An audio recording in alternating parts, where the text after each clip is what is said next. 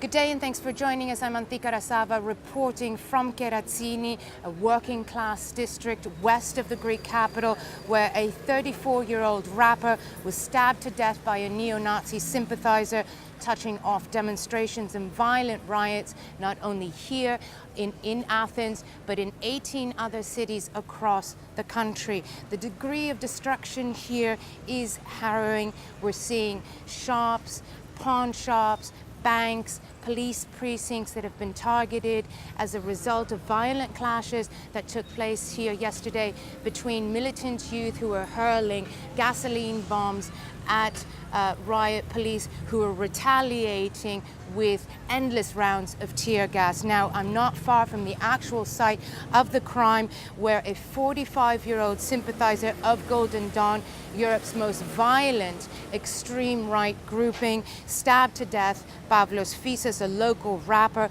after an altercation at a cafe just here.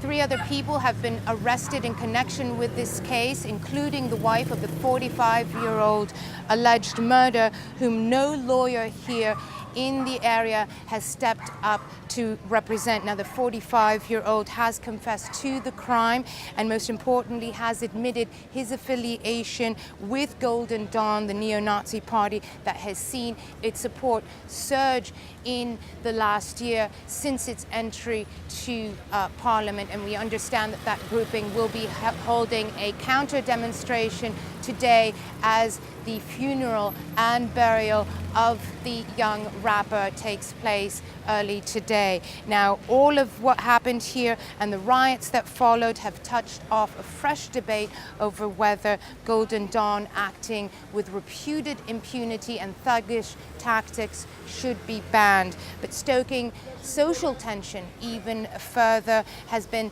the government's attempt to use this incident to also strike out and lash out at its political opponent, the radical leftist Syriza party, accusing it also of inciting and fostering violence. Now, there may be a kernel of truth in what the Conservative Party is arguing, but to be seen as trying to politically exploit and cash in on what was clearly an act of cold-blooded murder, well, that, analysts tell me, is unlikely to score any points for the Conservative Party and the Prime Minister.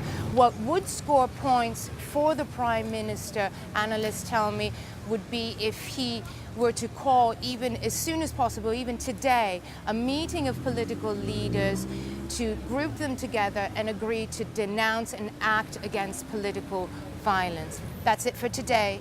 Join us here again tomorrow.